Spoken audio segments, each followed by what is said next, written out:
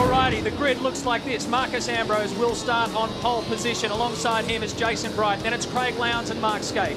Yeah, fantastic first two rows. That Cameron McConville. Great drive by the Sydney driver to get up to the top five. Garth Tander, Glenn Seaton and Russell Engel round out the top eight. It was an incredible qualifying session, and Max Wilson was absolutely electrifying. He qualified fastest, but then in the shootout dropped down to 9th.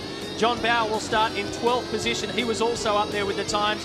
David Bernard was quickest in early practice. Todd Kelly, Craig Baird and Greg Murphy. That's interesting to see Kelly and Murphy out of the top 10. You've got McLean, Richards, all the way down to Mark Larkham, Brad Jones, Paul Romano and Jason Bargwanna. Yeah, Paul Morris, Neil Crompton back in 26. Radisich, the Shell team, still struggling with the Rat. Can't get any speed out of that car. Longhurst was also in trouble yesterday. Faulkner, Wheel, Perkins, Traddy, Rodney Forbes, Wayne Wakefield making another appearance here as a warm-up for Bathurst. So there's a big field of V8 supercars here, 36 in all. Yeah, we've got some news on 2 of the top 10ers too. Rusty's in pit lane. Imagine having a great run in qualifying, guys, and not being able to make the most of it in the race. Glenn Seaton and Jason Richards both in the shootout yesterday. Seaton discovered a fuel leak in the rear of the car just before they shut pit lane. He missed it by 3 seconds, and Jason Richards had a drama with the front suspension. They had to replace the bolt, and that cost him too. Yeah, what a shame. It's the first time we saw Team Kiwi running in the top 10 shootout. They qualified 10th.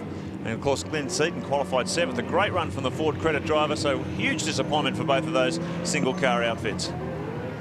Here's Jason Bright. Big delay here, Matty. These cars have been sitting on the grid for a long, long time. We're still waiting for a green flag. Here we go. The revs are starting to build. Have we got the all clear to get going for round 7 of the championship? Yes, we do. Jason Bright tried to get away, but Marcus Ambrose got the jump back. And I saw Skaife go around the outside as well, so maybe Skaife's gone past Bright. He has. Screaming down into turn 1. Ambrose is clear. Then you've got Skaife. What a start from McConville. Lowndes is in there too, and Bright's gone across to the right-hand side for safety. Can the field get through Coca-Cola turn cleanly as we cut to the camera, hanging off the Yokohama Bridge? 36 V8s thundering down into the midfield section, and a brilliant start by Cameron McConville, the Sydney driver, to get up there into 3rd place. This is the part of the race where they all jockey for positions. They're trying to push and shove each other out of the way, try and find some clean track. They've done it so far. Up over the bridge for the first time at 58. Saw Max Wilson screaming through it on the inside. A little bit of dust comes out the back of David Bernard's car. But at the moment, halfway through lap 1, we're all clear. Ambrose, Skaife, McConville, Lowndes, Bright. Wow, what a start. Incredible sight here as they sweep around the back part of the circuit up toward Recaro Corner for the first of 58 laps. And the big gamble here is going to be who's going to go into pit lane first, who's going to gamble with the safety car. There's plenty of drama to unfold here. HRT team manager Robbie Starr has been on the radio to Mark Skaife. They're real pleased, I should say, with the start, but they're saying to him, nothing silly, got a long way to go. Absolutely, he's got a massive points buffer in this championship, 609 points.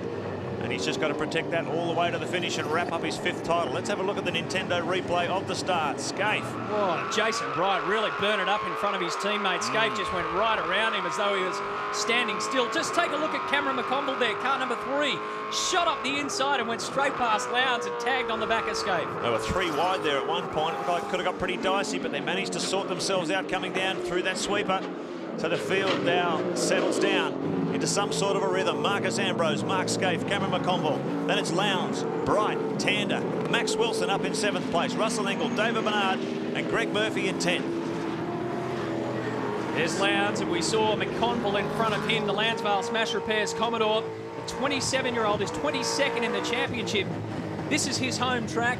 The only Sydney-based team, the Lansvale Smash Repairs team. He came out on the very first day of qualifying, of practice rather, and was the one man who put down a 109 in the first session. He was the only man in his session to do so, in fact. So Cameron McConville has had the pleasure of testing here last week. So he's turned up at this track knowing that his race car is set up to attack Oran Park. An incident here involving Dougal McDougall. And it looks like John Faulkner, car number 46 and 22. Gee, that's a quick first flying. Let's have a look at the Nintendo replay from another angle.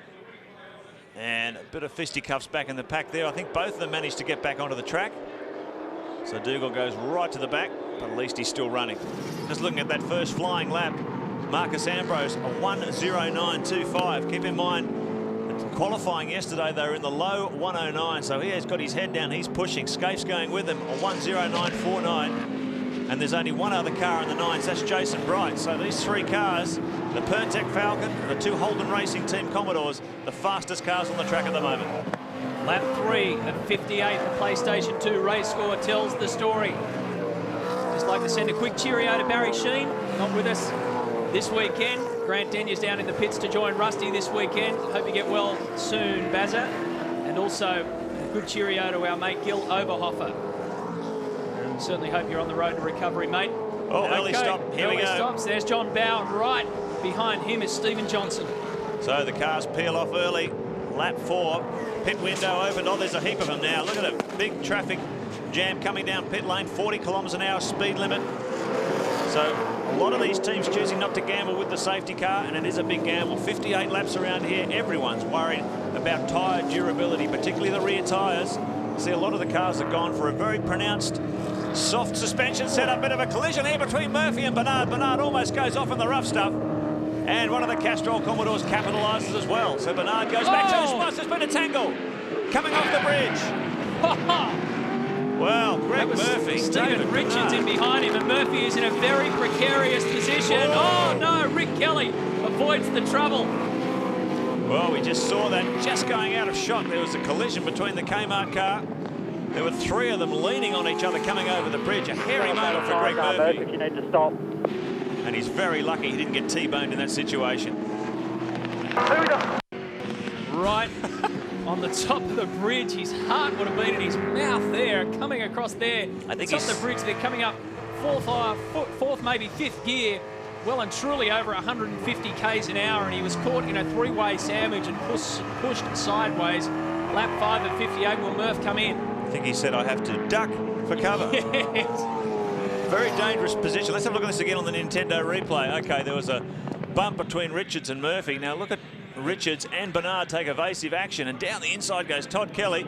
Boy, Murph was lucky here, but Rick Kelly had him lined up in the gun sights. He managed to take evasive action just as he came upon him. Look at this, cars going left, right. There's the Young Lions. Commodore had everything locked up. Let's have a look at this again. Well, there was a bit of a collision between the Castrol Commodore and the Kmart car. Yeah, that could have been, it could have been very, very bad. Could have been curtains for both the Kmart cars. I mean, Todd Kelly just snuck inside Greg Murphy while Murphy was sitting there. Target practice on top of the bridge. Quick times for Marcus Ambrose, a 1:09.85, our race leader. Craig Lowndes up into second because Mark Skaife has come in for his stop as well.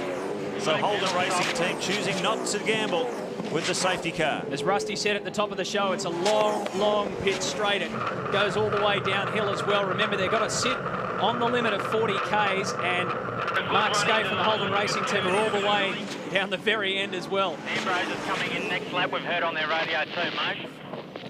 So you can hear there that the team are keeping an ear on Marcus Ambrose and what their team are up to. They're expecting Marcus next lap, so this will want to be a good stop for the Holden Racing Team. 5 seconds gone for Skaife.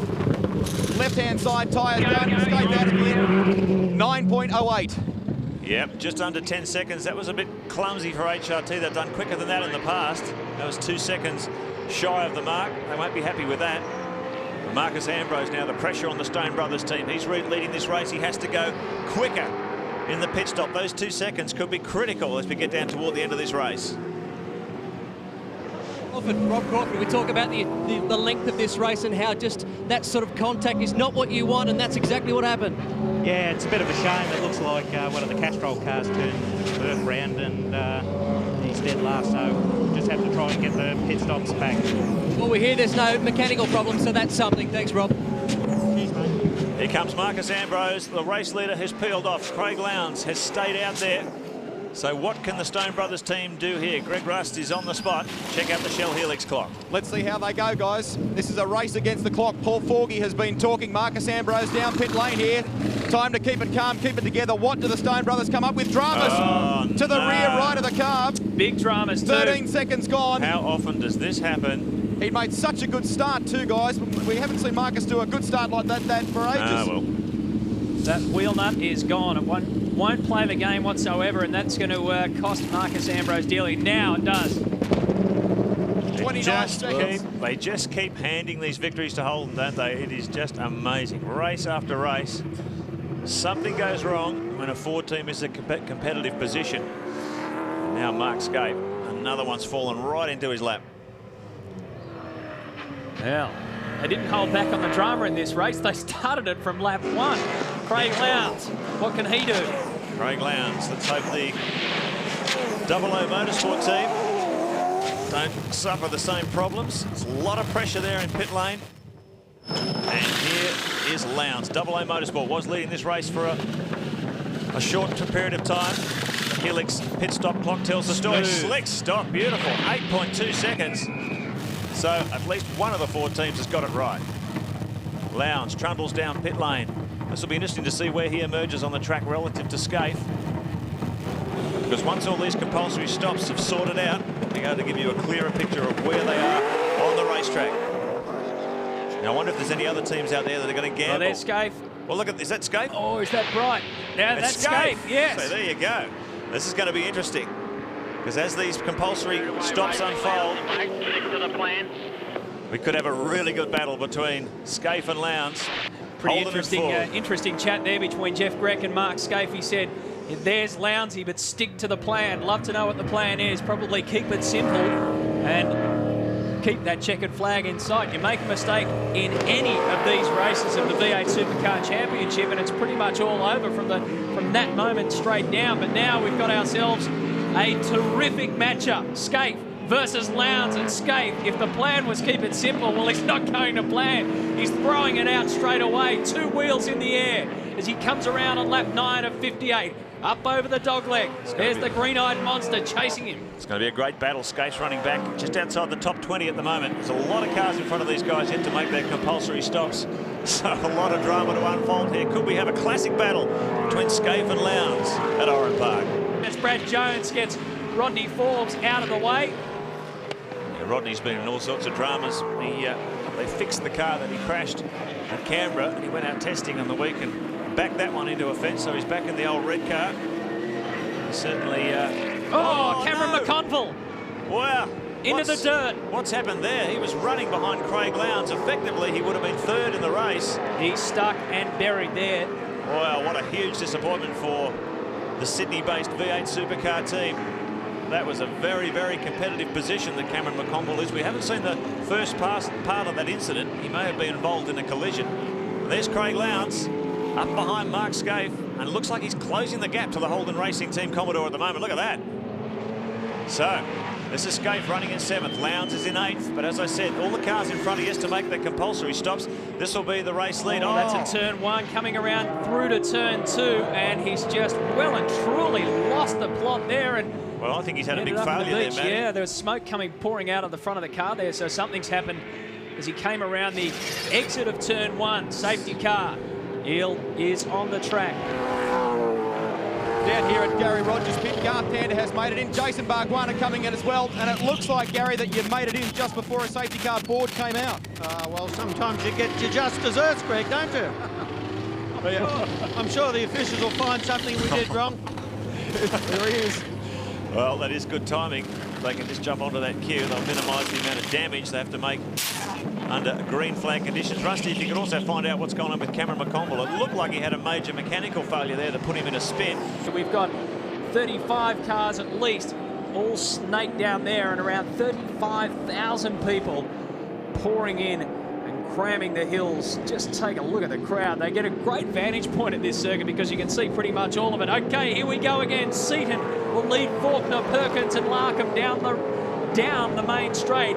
Mark Scaife will be our effective race leader when these 4 guys, the first 4 guys, Scaife and Lowndes are already started swinging. Lowndes under attack, and he's the meat in a Holden Racing Team sandwich. Look at him getting worked over front to rear. Lone Ford fighting action here amongst the Holden Racing Team Commodores. They didn't even bother waiting for the first 4 guys to sort out when they were going to pit. They just thought they'd start their own race themselves. So Lowndes now is all over the back of Mark Scaife, and Jason Bright is right up alongside Craig Lowndes. Scaife pulls away a little bit here. Well, look what's going to happen here. He's getting maximum pressure front and rear from the Holden Racing Team Commodores. Mark Scaife in front, Jason Bright behind. And Lowndes battling his old team. Well, setting up for a fantastic race here. Let's have a look at the Nintendo replay. This is on board Lowndes' car. He got a great start. Ducked down the inside of Larkham, and there was serious pressure on the inside there as he tried to lean on Mark Scaife. Scaife took up his line and defended down the inside hard under brakes. Lowndes had no option there. So we've ended up in this position with the HRT Commodores effectively bookending the Double O Motorsport Falcon. Race leader Glenn Seaton, John Faulkner in second, Larry Perkins now in third, Mark Scaife, the first of the cars to have made his compulsory stops. And behind him, every car has done so as well. Craig Lowndes, Jason Bright, Garth Tander competitively positioned. Stephen Richards in there too. Look at this battle between the Double O Motorsport Ford and Holden Racing Team. Looking at the back of Scaife's car. Craig Lowndes was putting in some very quick laps before that safety car came out. So it looks like the Double O car is very competitive around this track this weekend. Well, Cameron, in the face of one of your strongest ever positions, it's all gone pear-shaped. That's a bitter pill to swallow. I can't believe it, Grant. The power steering or something's broken. So, they're telling me what's wrong. It's a split steering rack. So steering just locked up as I went through the kick. Had no steering and went straight off. I just can't believe the luck. You know, the car was strong enough to be a podium car here today. And reliability's cost us a game. Just can't tell you how frustrating it is. It's a sad story to see. Sorry to hear it, Kevin. Absolutely shattering for that man. Don't forget he's driven for the Holden Racing Team at Bathurst. He helped Craig Lowndes score that 1999 championship victory. He's a man with tremendous skills. And he's just been hindered by that failure here this weekend. Nintendo replay. Oh, another collision. Hasn't Greg Murphy been in the wars today? Cameron McLean and John Faulkner went up around the outside, but McLean and Murphy involved, and maybe Jason Richards, Paul Morris in front. Might have had something to do with that, but McLean and Murphy get all crossed up. Murph's getting the short back and sides this weekend. He's had a number of coming together. Meanwhile, here's the battle. Glenn Seaton, John Faulkner still leading this one. Mark Larkham's peeled off to make his compulsory stop. The pit window closes on lap 42. So still plenty of time for Seaton and Faulkner to duck in. Here is the battle of the cars that have made their compulsory stops. It's on. Mark Scaife, Craig Lowndes, Jason Bright. Look at the attitude on Lowndes' car as he flings it over the dogleg, plunges down into Recaro turn, onto the main straight once again. The lap times are going to tell the story here. Everyone's been concerned about rear tyre wear. A lot of the cars going for a soft rear suspension setup. It's quite pronounced. You can see it sometimes when they're under full power on the main straight. The nose of the car is sitting up higher than the rear. It just shows how soft the rear suspension is to try and make those rear tyres live over 58 laps. Craig Lowndes been working very, very hard on race setup throughout this weekend. He does work very, very hard in the car in terms of adjusting the car's anti-roll bars from corner to corner.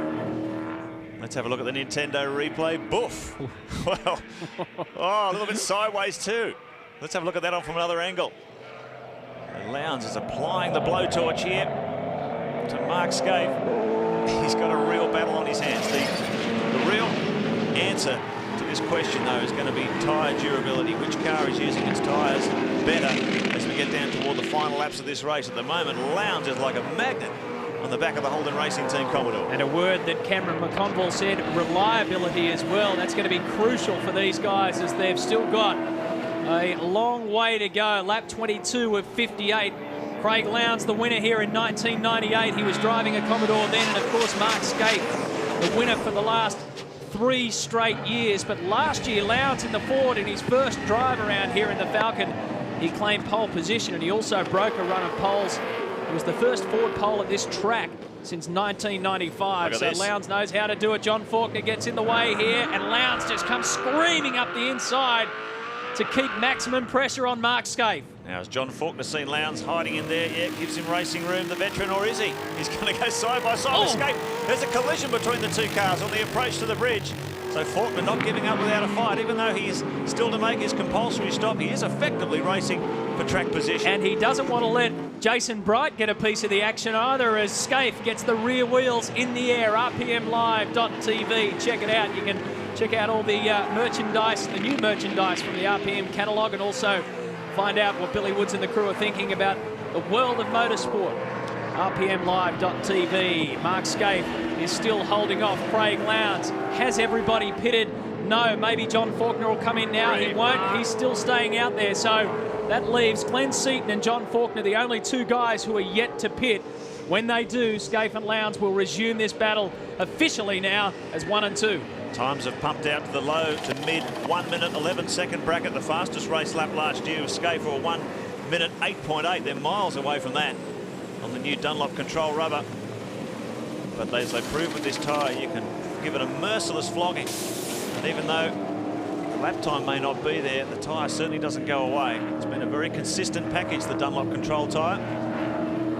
And lap 24 of 58, it's got a lot more work to do here. Under enormous strain as these three top cars fight it out. Glenn Seaton is still leading this race. Boy, it's been a long time since we've seen that. Let's check out the last 5 laps, comparative between Scaife and Lowndes. The green box or the red box determines he's either slower or faster. So red, Lowndes was 1/10 of a second slower than Scaife on that lap. Green, he was 6/100ths faster. So you can see how close, running bumper to bumper in this condition. One wonders what Mark Scaife has up his sleeve. Oh, almost a collision there as Seaton comes in to make his compulsory stop. Scaife takes over the lead. He may have been looking in his rearview mirror there and just caught view of Seaton very late. Just ducked back out to avoid a collision with the back of the Ford Credit Falcon. So Scaife has pressure here for the first time in a long time. That makes it official. You're looking at our race leader as we peer across the dash of Craig Lowndes and look at Mark Scaife. He'll come up now through turn 4 and begin the climb up to the top of the Dunlop Bridge. Times have dropped down again between these two. These are the fastest cars on the track. A 1:10.96, a 1:10.8 between the two of them. Further battles back in the field. Here's Todd Kelly back in action, muscling that car around with no power steering. Paul Radicic, Shell Ford looking at bumper to bumper. We always see this throughout the pack in any V8 supercar race. Smoke still pouring from Todd Kelly's car. I believe that's from the power steering system, which is leaking and giving him no assistance whatsoever. He has to give way to Radicic. This is the battle for 13th position. He's also given way to Barguana as well, so Todd Kelly's definitely losing race positions as a result of that lack of power steering. It'd have to be Popeye to push one of these things around here, wouldn't it? Yeah, he doesn't have enough tins of spinach on board to do the job, because that would be really, really hard work. So the order: Scaife, Lowndes, Bright, Faulkner, still to make his compulsory stop. Tander, Richards, Ingle, Bow, Brad Jones, Marcus Ambrose now is up inside the top 10. He's been doing some very quick laps to claw his way back into the top 10, but he should have been much better placed than that, if not for that mistake, costly error by the Stone Brothers team in that pit stop. Radicic 23rd in the championship. Remember, he collected no points at all to start this season back at Adelaide when he put the Shell Helix Racer hard into the wall. His last 3 rounds haven't been great either. 31st, 28th and 28th. 7 career race wins for Paul Radicic. Well, there's been a change in positions 2 and 3. Bright has gone past Craig Lowndes and made it a Holden 1-2 at the front. This is the move that Jason Bright put down the main straight. 250 Ks. Ducks on the inside of Craig Lowndes. That's the car we're looking out of right now, and that's what happened. Well, Craig must have had a terrible exit from that turn. Jason Bright just rocketed past him. So Lowndes must have had a bit of a moment coming onto the main straight. So John Bow, meanwhile, the Aussie male Falcon, he's got a rear piece of his bodywork flapping around in the breeze. He's been shown what they call the meatball flag, which warns that, oh, there it is, it's come off. So he will breathe a sigh of relief there. There was a good chance they were going to bring him in to get rid of that, but it's come off on its own accord. Can tell you too, Mark, that the team are breathing a big sigh of relief down here. The officials had come down to warn them. They said, look, get him in. It's proving to be a bit of an obstacle. It's a bit of a dangerous situation. They said, look, hey, it's just blown off. He's in the clear. Yeah, there's Craig Lowndes. Not quite sure what's happened to Lowndes. He's lost a lot of pace. 1:11.1 for Mark Scaife. 1:11.04 for Bright Lowndes. Did an 11.6. So he dropped about half a second on that lap. Let's have a look on the Nintendo replay. This is where it comes off. Whoa. Right out of harm's way. And that is only a lightweight composite Kevlar piece of material, so there's no real danger to anyone sitting out there. Sort of looks half dressed now, the Aussie male back. It looks as though he's half nude running around Oran Park, John Bow. No napping. Lap 36 of 58. Scaife is our race leader. Bright is second. Lowndes is third. Then it's Tander and Richards make up our top 5. Just update you on Paul Wheel. He's out of the race. We believe he may well have flipped his car. Look at that Tander. Sorry, Matty Tander's dropping back dramatically, isn't he? A number of cars have picked up positions there. This is helping Marcus Ambrose the whole way along. He went through with Russell Ingall and Stephen Richards. So the Pertec Ford, after that disastrous stop, has fought his way right back into contention. There he is up behind the 2 Castrol Commodores. Garth Tander mysteriously lost a few positions there. Radicic and David Bernard are now waiting to see what Tander does so they can sneak past as well. I was just going to say about Paul Wheel, he's out of the race, had a really big off, and thankfully he's okay. The car is not well. So he's another casualty of this race. Count him alongside Cameron McConville. Rodney Forbes, we believe, as well, is also out. Ambrose fighting his way back into contention. Consistent run too. Good strong performance from the 2 Castrol Commodores. Stephen Richards in 4th, Russell Ingall in 5th. This is the most competitive outing we've seen from the Perkins engineering team in a long time. Not so competitive, though, for Greg Murphy. A sad day for the man running second in the championship. He jumped out of the car absolutely fuming, and probably rightly so, too. He's been hit from pillar to post today, but it really was a lower control arm that has taken him out of this race. It was just locked stiff. We're down here at the moment in pit lane with a pretty disappointed Paul Wheel. Your car went spearing off down there at turn 1. What happened? I think the front right wheel came loose just before we started turning in. Gave no warning or anything like that. Murph was right behind me and started turning into turn 1 and just went straight ahead and hit the dirt and sort of come around sideways, and then went over once and ended up back on his wheels. Our colleague Darryl Beattie was actually down there. He said it made an awfully loud bang. He was quite worried for you. Yeah, it wasn't that scary. From racing off-road cars, you sort of get used to that sort of thing. But you know, it's quite disappointing. This year hasn't really been the best year for me, and you know, I'm looking forward to the Enduros, and it just adds another disappointment for us and for the team. And we've sort of gone backwards a little bit this year, and you know, we want to try to get it going forwards again. Bring on the 500 at Bathurst. That's it, mate. He'll be alongside Marcus Ambrose, so that will be a big culture shock for Paul Wheel, who, as he said, hasn't had a great time of it this season. That's the man he'll be driving with at the Queensland 500 at Bathurst. Wheel and Ambrose together. Bernard will, of course, have Wayne Gardner with him for Bathurst. Here we go. The 2 Castrol Commodores of Richards and Ingall. I think Paul Wheel is going to surprise a few people when he gets in that Pertec Falcon. When he first came into V8 Supercar racing, he was very quick straight out of the box, and on occasions when the car has been right, he's found himself in the top 10. But as he said, the team has gone backwards. It's very, very tough being a single car team in V8 Supercar racing this year, and you can see the number of single car teams, how much they're struggling. There really is a future here for 2 car teams, or even amalgamation of a number of different single car teams under the one umbrella, as we've seen with TWR Australia. That's probably the future of the category, because single car teams are really going to struggle from here on. Just while we're talking Enduros, there's still a little bit of indecision about the Castrol Perkins team. Who's Larry going to team with? Will Larry be with Russell Ingall again? And who's Stephen Richards going to team with? And who gets the 4th seat? We know that they tested Paul Dumbrell.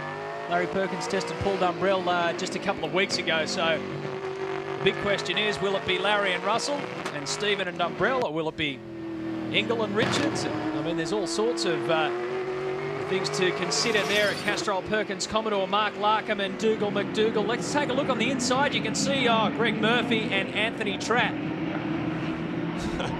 Well, no wonder Murph was fuming. He has had a rotten race. And this is Bargwana. We saw him going off the Yokohama Bridge a few laps back, and look at the damage on the front of the Valvoline Cummins car. So he launched a great fight back earlier in the race, but that's really hurt his charge. Looking at the back of the Castrol Commodore of Russell Ingall at Marcus Ambrose. Konica V8 Supercars round 5 coming up at Ballala Raceway in South Australia. The Konica series has been a tremendous success this year. Oh, Radicic. Problems here for Paul Radicic. Get back on the track safely. So he manages to get back in the shell forward. Hit me on the back. Yes, we heard you, mate. Thank you. You can catch all that action on trackside Sunday, the 11th of August. 3:30 to 5 p.m. Check your local guides, of course, depending on what state you're living in. Here's Paul Radicic back on track. And boy, haven't they had a rotten season. Paul Radicic, every time he just starts to get his head above water, something goes wrong. He was up in 9th place. I think he may have dropped a few positions as a result of that. Let's have a look at this. Oh, okay. Bernard. Locked up brake. Oh, there was a little tap in the back of the shell forward. That's what put him offline. So David Bernard will be a nervous time for him as the officials look at that incident. Nintendo replay shows it. A little bit of a contact between the Haviland Ford and the Shell car, and the Shell car were running way offline there. Gee, do you reckon after Barbagallo that Paul Radicic is well and truly sick and tired of dirt? Had a couple of offs at WA, ended up with all sorts of rubbish in the grill of the Shell Helix Ford Falcon. Out the front we go, and our race leader is Mark Scape. His teammate Jason Bright is in second. Lowndes now is 2 seconds behind, so they've stretched the lead further and further. HRT responded well on the previous lap, 1:11.7, so he was within about 3/10 of Scape, but he certainly lost that speed that he had earlier in the race. Lap 41 of 58, he's still got a long way to go. So maybe the AA Motorsport car just not responding as well as the HRT cars at this stage of the race. Here's the two Castrol Commodores. They've been doing a great job. Stephen Richards had the fastest lap of anyone a few laps back. Russell Ingall, his teammate, he's also having a great day. So looks like they've got the Castrol cars dialed in very well. And Brad Jones, he's launched a great fight back up there behind Marcus Ambrose to claw his way back. He's in 7th spot.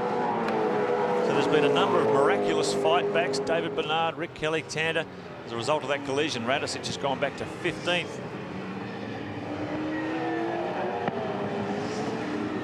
So Ambrose looking for a way around Russell Ingall. We go on board the Castrol Commodore. There's the split. The last 5 lap times they'll be running bumper to bumper, so you'd expect the times to be that close.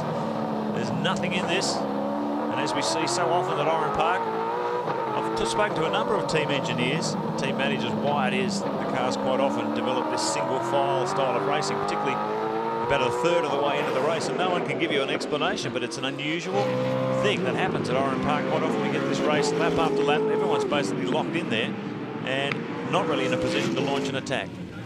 Crew Chief Paul Forgey's been on the radio, Mark, talking to Marcus Ambrose. Marcus is getting a little frustrated. He's sort of saying it's just so hard to find the right opportunity to pass here, and if they can do it, they want to do it in the right place. Oh, Garth Tander's definitely in the wrong place there, running across the grass. We just picked that up on the cherry picker. That's down at the S's.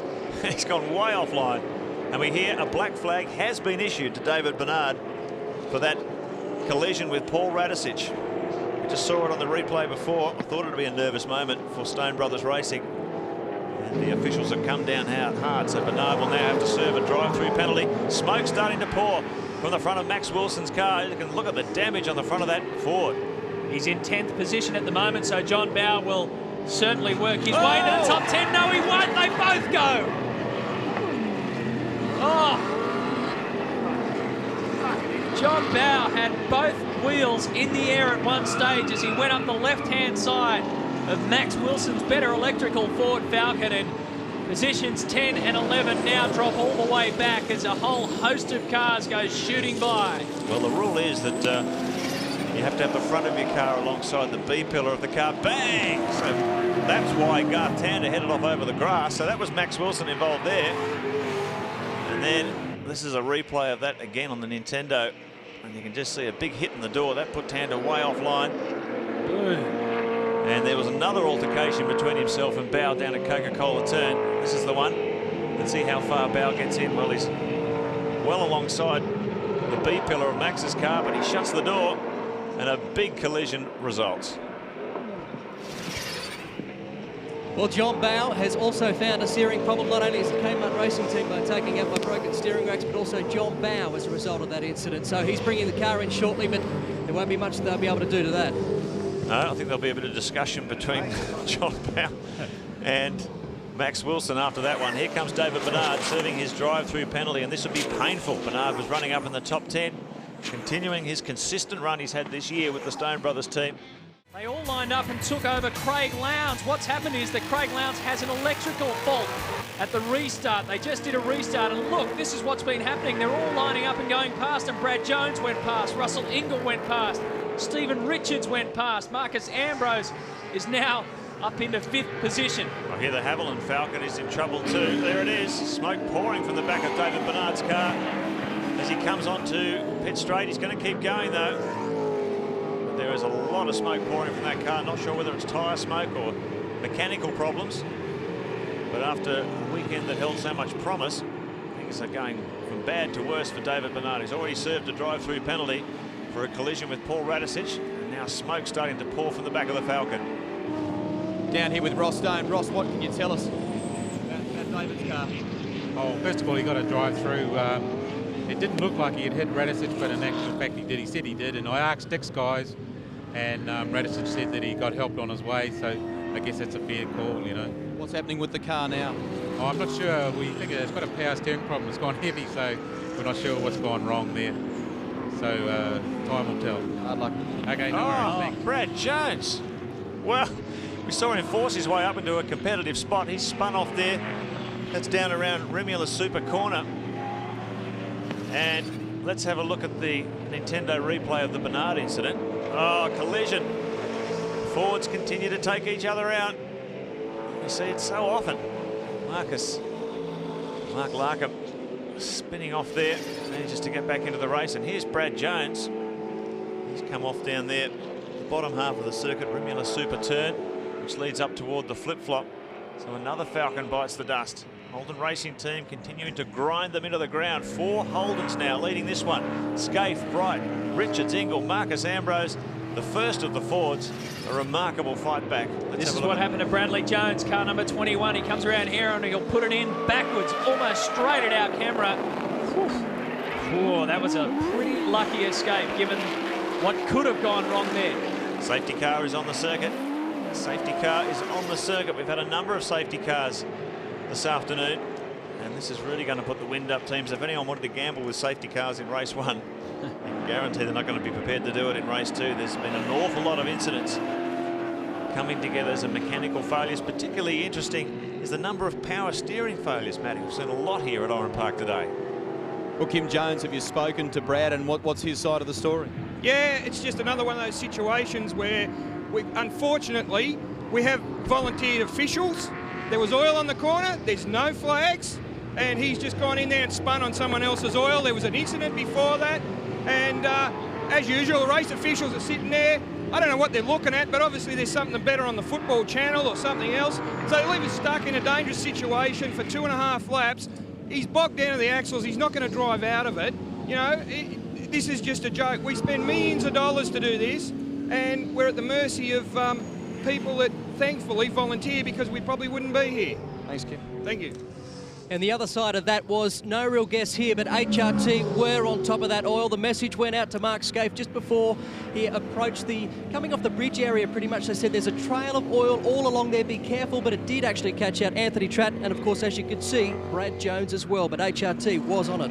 Yeah, I'd say that may have been from David Bernard's car. He was pumping out a lot of power steering fluid for a number of laps there. You reckon Kim Jones wasn't happy there?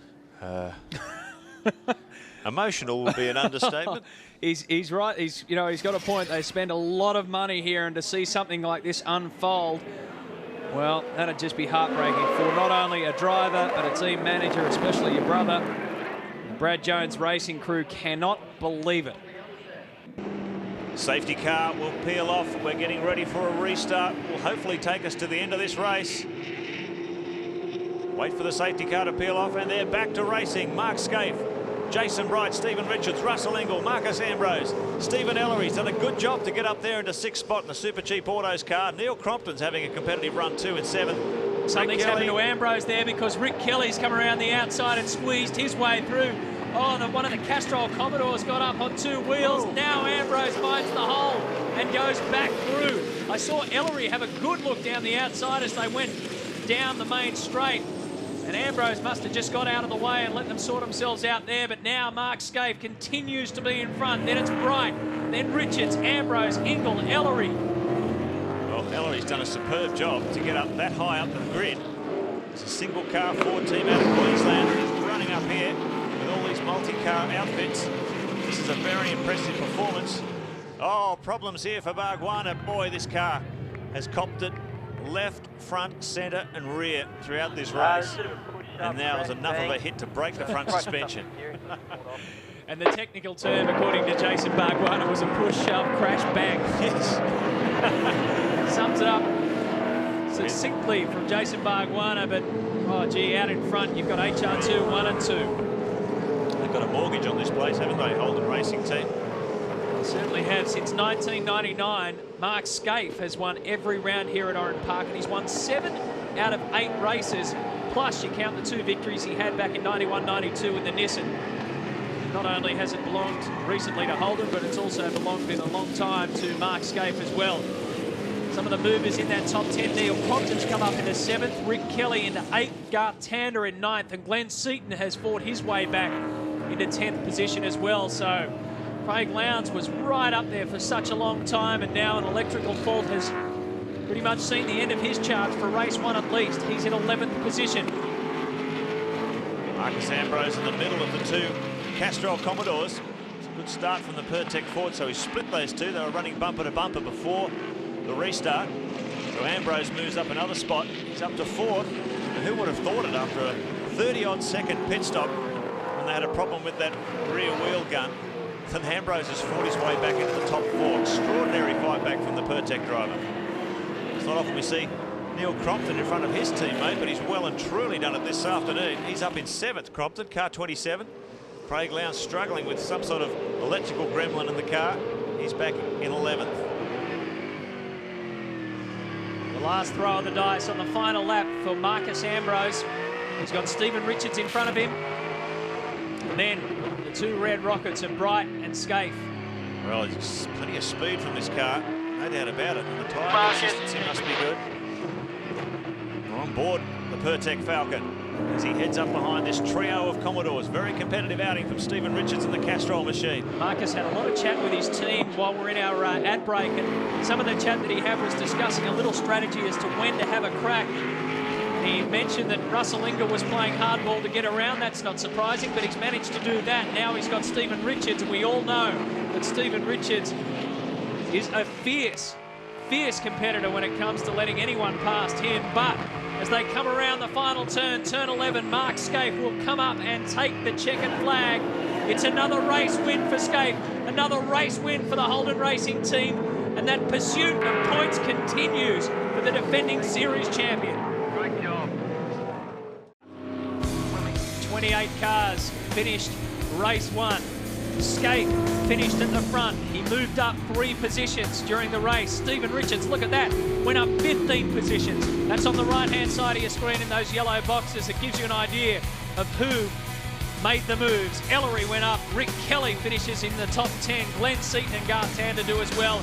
A great effort from Tony Longhurst. He went up 18 positions to finish 11th.